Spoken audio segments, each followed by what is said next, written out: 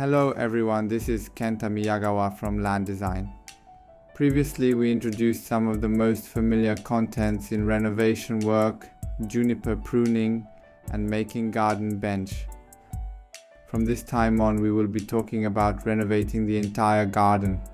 We would like to introduce the flow of design and construction work.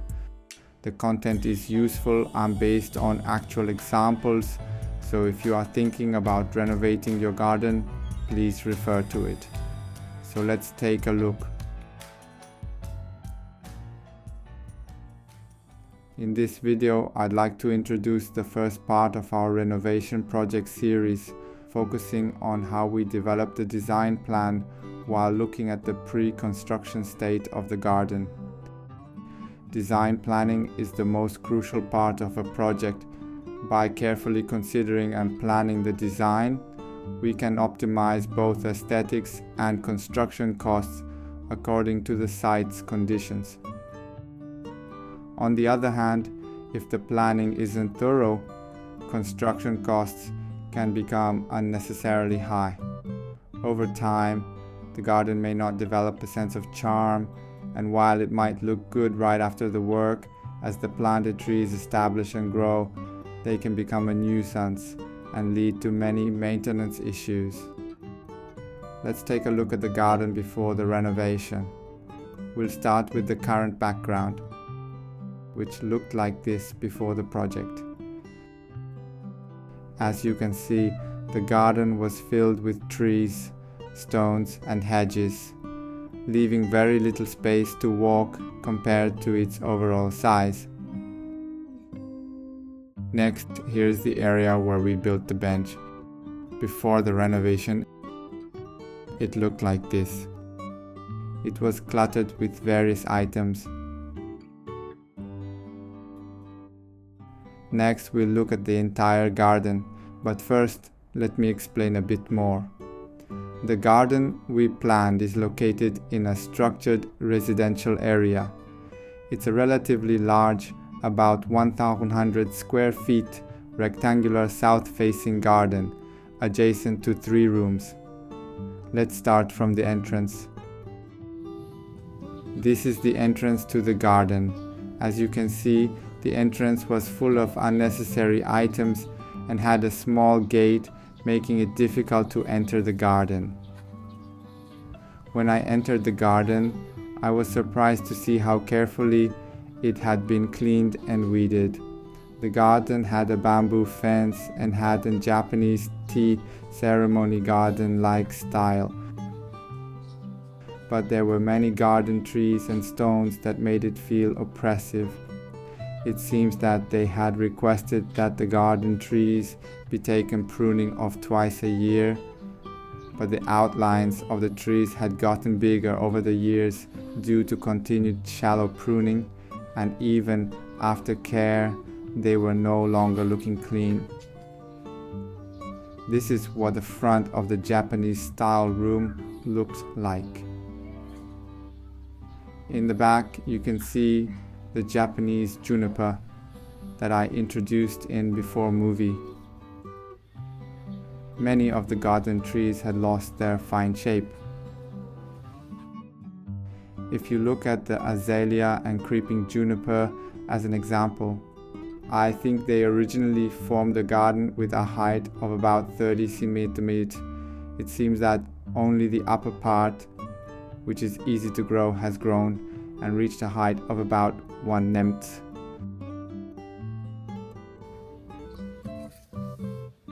And other trees were also out of shape or damaged.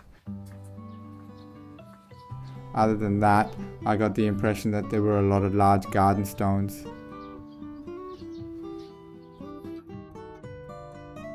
Now that we've taken a look at the garden before the renovation, I'd like to introduce the design plan. After surveying and designing the garden, we made several proposals focusing on 5 main aspects. The first is to reduce the number of trees to create a clean and spacious look. There are currently too many trees, especially mid-sized and low shrubs at eye level, which block both the view and airflow, streamlining the trees is essential. The second is to reorganize the stones to create a more impactful scene. The current stone arrangement is rather flat and haphazard, so we'll rearrange them to form a proper stone garden that can be appreciated visually. The third is to create a garden that is not only for viewing but also for living. Maintaining a garden of this size solely for visual appeal with regular cleaning and weeding can be challenging unless the homeowner is an avid gardener. By creating a space that encourages spending time outdoors, I believe it naturally leads to more opportunities to enjoy and care for the garden. The fourth is to incorporate pavement and decks to ease maintenance. Adding terraced paving and decking reduces the area where weeds can grow, making the garden easier to maintain. The fifth is to design a view that harmonizes with the indoor layout and can be enjoyed from inside the house. While this should be a given when designing a garden, the current setup isn't very enjoyable from indoors, so we aim to improve this. There were many considerations in the design process, but the main points are the 5 I just mentioned. Now, let's take a look at the plan I proposed and how we move forward with it.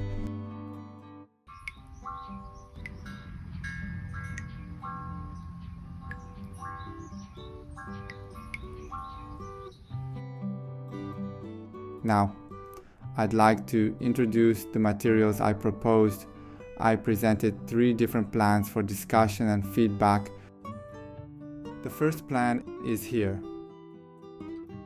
The first plan features a deck extending from the French windows of the Western style room, leading to a seating area with a table and bench for relaxation. The deck is designed with diagonal planking, giving it a dynamic look like a stylish tie or suit. The plan also includes a spacious terrace for easy maintenance and a stone garden in front of the Japanese style room, separated by a bamboo fence. I also created a model to help convey this idea, which looks like this. And next, the second plan is here. The second plan was adjusted to meet budget constraints and included a request for a lawn instead of the deck and terrace. We replaced the terrace with a lawn and incorporated a brick wall fountain. The area in front of the Japanese style room remained mostly unchanged, and we used the existing trees instead of adding new ones. Here's how it looks in the model. And next is the third plan is here. For the third plan, the preference was for a terrace instead of a lawn, so we returned to a terrace design. We removed the hedge and plaster work around the Japanese style room and replaced the curved wall fountain with a smaller, straight one. In front of the Japanese style room, instead of stepping stones from the porch stone, we gathered and arranged stones scattered throughout the garden. This is how it looks in the model. Ultimately, we proceeded with this third plan for the renovation. Afterward, we moved on to detailed design, and the client entrusted us with the rest. Due to the timing of the transplant, we quickly began construction, aiming to create the best possible outcome within the execution budget by managing the specifications. The examples I shared today are just one of many possible scenarios. There are as many solutions as there are combinations of designers and clients. There are many companies involved in garden renovations as it's a broad field. The level of design and construction expertise varies widely, so when considering a garden renovation and choosing a contractor, it's best to evaluate their track record and examples of their work rather than just their company profile. When it comes to planning, our company typically approaches it in 3 main ways depending on the client's situation. The first approach is to design based on a predetermined budget. This is often used when there is a significant gap between the garden size and the budget, when the client plans to live there only for a short term, or when we receive a design-only request from a landscaping company. The second approach is to propose the best solution and adjust the specifications to fit the budget. After conducting interviews and sharing ideas, we consider architecture, landscape, lifestyle, and construction feasibility to propose the most cost-effective plan that fits the site. We then adjust the details to match the budget. This is often the approach we take for residential gardens. The third approach is to pursue the best possible garden plan. This involves designing without considering the budget initially, and if the budget is insufficient, dividing the project into phases without changing the plan. This allows clients to see the designer's best vision and is recommended for those who are particular about their garden. We also use this approach for properties with good location or buildings with potential for inheritance, as well as for temples, shrines, and business settings, where longevity is more important than initial construction costs. The benefits of reduced maintenance costs and practicality outweigh the initial expenses in these cases. These are the three main approaches, but in reality, it's a blend of communication and adaptation to find the best plan, ensuring clients can enjoy the garden making process. That's all for this video. How did you feel to watch this video? If you have impression, please free like to comment.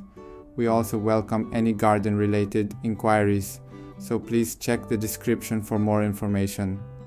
In the next videos, I'll be showing the construction process and sharing details. Some of my craftsman colleagues, who are all unique and interesting, will also be featured. I'll share various stories as we introduce them. Thank you for watching till the end. See you in the next video.